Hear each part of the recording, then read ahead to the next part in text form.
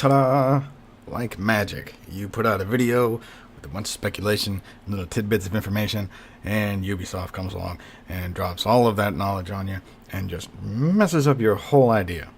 But anyway, this, what you're looking at right now, is the theme park map. Now, we have seen this already before, like little bits of it. They put out small little hints of trailers, and then somebody leaked footage onto YouTube early during Gamescom. So we've seen parts of it, but this is the actual map reveal trailer you're watching right now. Pretty interesting looking, really dark is the thing that stands out to me. There's lots of little dark corners and nooks and crannies, so hopefully that lighting thing that they're doing applies to this. Because I have a feeling it's going to be really hard to see defenders that are wearing dark uniforms. But who knows? But it is very, very dark looking. That might just be the night mode that they're showing us primarily, as opposed to, because most of these maps have a day and night cycle. So this might be just the night cycle that we're getting to see the interior of. But it is really dark. It's really, really, really dark. This fancy little central corridor thing runs down the middle of it. I think it's supposed to be like a light rail or a tram or something that ran through it. Essentially splits the map in half. But only on the second floor. The first floor doesn't have that. The first floor is all just cramped corridors and small rooms and that kind of stuff. But the second floor has that whole monorail thing that splits the building into two halves. Lots of interesting stuff is going to happen around this tram. It's a pretty long corridor. There's an arcade. There's supposed to be Easter eggs in there. I'm really hoping it's not just the R6 arcade game that's standing there, because it's kind of a lame Easter egg because you showed it to us. But who knows? Maybe there'll be something really cool in there. But again, another dark room. Instruction line out here like it's doing anything. This is cool. This is the top of the arcade. And there's like a balcony on the inside that looks down over the top of the arcade. So that's going to be really, really hard for attackers to deal with and or defenders to deal with. I'm curious to see how that plays out. Thematically, I like it. It's really, really cool looking. I mean, it does the whole haunted house thing pretty well. Why the squatters / drug lord people that are living there would leave the smoke machines on is a question, but it looks pretty cool. The first operator we're going to look at is Legion, the Hong Kong defender. And there's his fancy goo mines for you. In my first video that got squashed by Ubisoft quite thoroughly, I was pointing out that I hope these things aren't completely invisible, and like an hour after that video went live, we found out that they are completely invisible. So, good luck. You're not going to be able to see these things too well. I'm assuming that the cloak kind of distorts the ground around them. Like if you're looking, it'll be like looking through a glass of water or something, but it's going to be really hard to see, especially on a map that's that dark. So, again, good luck. The way these things work is you start with one, I think, and you throw that one out, and then you have to wait 35 seconds, and then you get another one, and you can get all the way up to 7, and you throw it out, and it goes invisible, and then when somebody steps on them, it shoots one of them little darts up into their leg area. It does an initial 10 damage, and then it appears to be an 8 damage per tick damage over time.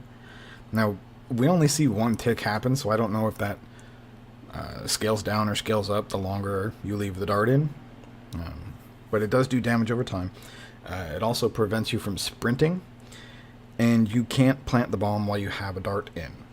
You have to pull the dart out if you're carrying the bomb, because the command to pull the dart out overrides all the rest of that stuff. So you don't get the option to plant the diffuser or whatever.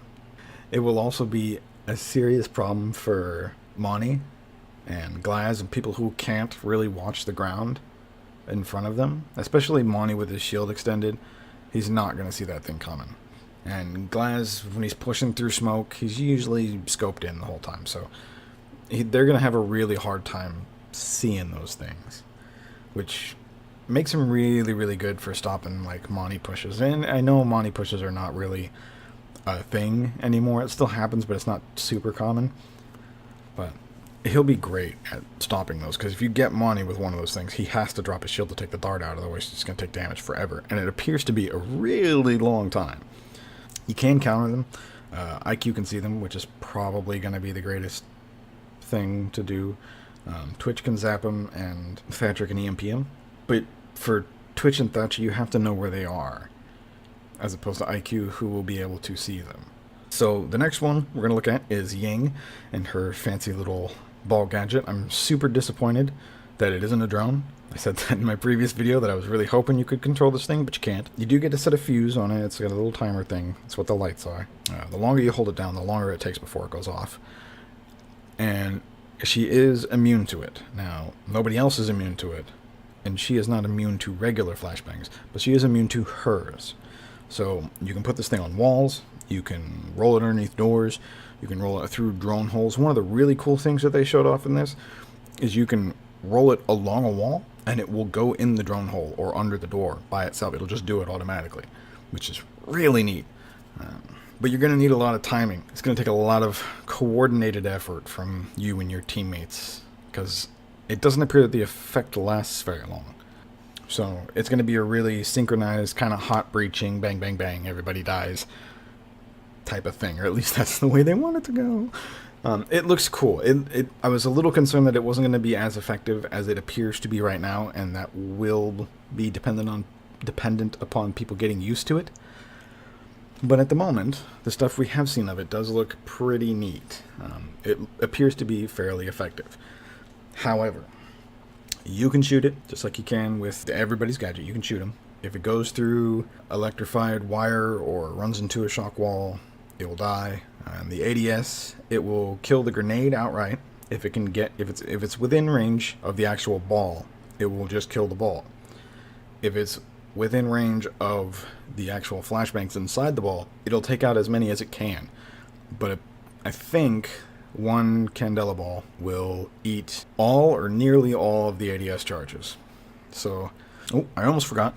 Rolling this thing through barbed wire will slow it down. So if there's barbed wire in front of a door and this thing rolls under the door, it will get slowed down by the barbed wire, which makes it obviously easier to shoot.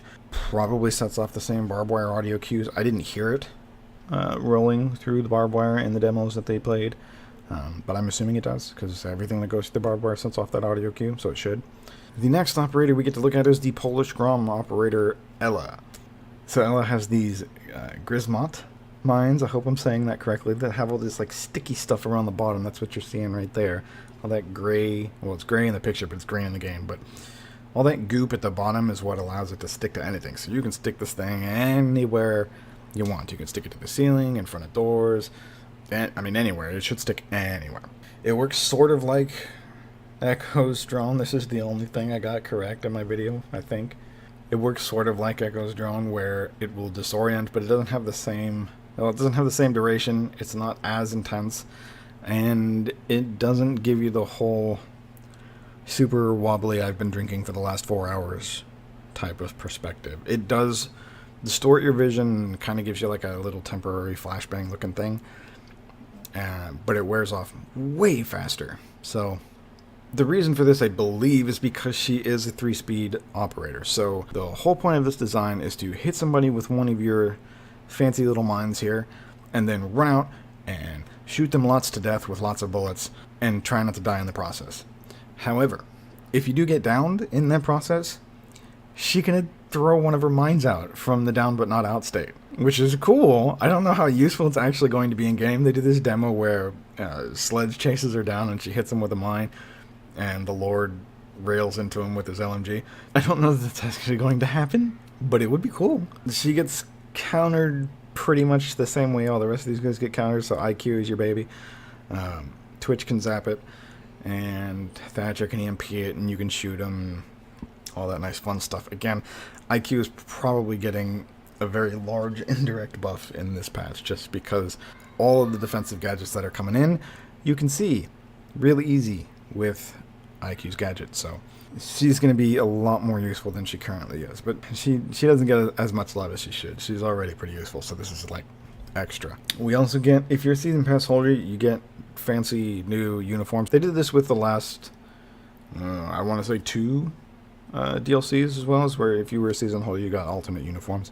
And they look alright. I'm more interested in the SDU uniforms than I am in Ella's. Ella's looks kind of boring. And I'm almost certain it's going to be way too bright for this extremely dark map that they're giving us to go with it. Maybe it worked better with the now non-existent Polish map, but it looks a little too bright for my liking. So we'll see. Maybe her normal one's darker. Yeah, I think most of this is going to be pretty interesting. I'm super excited to play as the defenders. I think their traps are going to be extra useful. Maybe not so much Ella's, but Legion's trap looks to be impossibly good. And I want to try out the LMG on Ying, because from what I understand, it behaves like an assault rifle, but has 80 rounds in its magazine. That may or may not get changed in the future, because that sounds a little bit excessive. The Scorpion on Ella is definitely going to see a nerf if it's as good as it appears to be. It's 50 rounds with a high rate of fire and a minimal recoil. Granted, we're looking at this from a console perspective where the recoil values are different, so it might be worse on PC, but even still, it looks fairly controllable from everything I've seen. So that might get changed kind of the same way the C7E did for Jackal. You might get a little extra recoil, a little extra seasoning on that one. The map looks fun. It's gonna take a little bit of getting used to. It's very dark. It's fairly complicated. The 2 levels are completely, well, not completely different, but really, really different from each other. There's a whole tram thing that separates the top, or the east and west sides on the top floor. So that's going to play differently based on which floor you're on, which is kind of a cool mechanic, but I don't know. I haven't actually gotten to play on it, so we shall see. So, coming along with this beautiful new operation and new content that we're enjoying so much looking at right now is a mountain of bug fixes. 1,300-ish, I believe, is the number that I heard. I could be wrong, but I think that's right. And either way, that's a lot. I didn't realize that there was that many. I knew about the plane glitch where you could get like in the subfloor of the plane and shoot out through invisible walls. I knew about the Doc Stim pistol, which is getting fixed in this patch, thank God.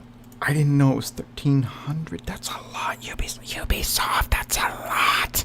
Along with all the bug fixes, we are getting a new map pool, I guess. I don't really know what to call this because we didn't have it before. It used to be player-based, so if a player didn't want to play on a map, they'd go into their matchmaking preferences and turn that map off.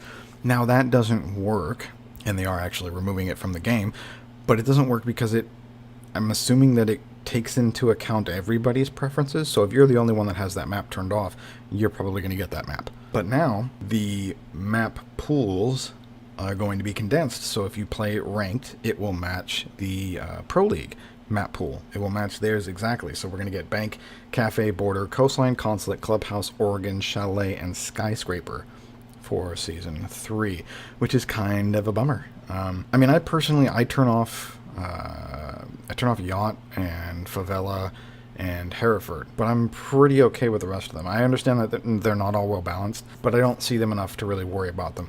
I absolutely hate Favela. Oh, Bartlett. I forgot all about Bartlett. Oh my god, no Bartlett. Favela and Bartlett are definitely 2 that need to have a rework, and Ubisoft is doing that. I get this for ranked. I get it. I haven't played enough CSGO to speak on this religiously, but I do know that CSGO kind of tells you what the Pro League map pool is when you're picking what map you want to queue for, maps you want to queue for. I kind of expected something like this for Siege because they want to have 4 seasons every year for X number of years and, a bajillion operators. So their map pool was going to get pretty big. I was expecting them to start pulling the competitive maps down to a smaller size because it would just be too big. It's already too big. Favela and Bartlett can disappear for all I care. However, they're doing it to casual too, and I don't necessarily agree with that. I mean, I get it. I understand what they're saying, that they don't want to overwhelm new players. So fix your matchmaking preferences. They're just removing that feature from the game. It's going away. You're not going to be able to... I don't know if you're not going to be able to select game modes, but you're definitely not going to be able to select the maps anymore. You're just not going to have that option. Make that work. Why can't we make that work as opposed to just limiting... Because casual should be where you're going to just kind of goof off and hang out and learn stuff and try things you don't want to risk your rank for. So when everybody wants to Recruit Rush, you go to casual. That's what that's for. That's where that should happen. Now, thankfully, they didn't take theme park out of the casual map pool, because that would be shooting yourself in the foot twice. But they did take they did take maps out of the casual map pool. So for casual, and I apologize, this list is longer. It's Bank, Clubhouse, Oregon, Cafe, Consulate, Chalet, Border, Coastline, Skyscraper, Canal, Hereford, Bartlett University, oh my god, why? House, Plane, and Theme Park. It's only 2 maps. You're not really saving new people from, 2 maps. I mean, you save them maybe an hour, because it doesn't take that long to figure out where stuff is on the maps. You might not be an expert in an hour, but it doesn't take that long. So, I don't buy it. Maybe if we had 100 maps to choose from, I could see you doing this in casual, but not at 17 maps and subtracting 2. That doesn't make a whole lot of sense there. They did say that they were gonna, straight up delete maps at a certain point. What that point is, I don't know, and I don't really know the reason. They say their data structures or data limits or whatever it is, the size of the files themselves is getting too big, which I get if you're on console, because there's a third party involved. Microsoft and Sony both get in the way of how you do things. There's a limit to how big games can be on the hard drives for those consoles, and there's no getting around that for the developers, and it sucks. So yeah, there's that gonna happen as well. So enjoy. Yay! But with that, I will see you guys. I'm going to live stream the TTS version of the game as soon as I have the chance to do so on the 29th. And I will be putting out, gameplay and opinions shortly thereafter. And then hopefully everybody can come shoot at me on the 5th, because that's when everybody else will get it. But until then, I will see you guys in the next video.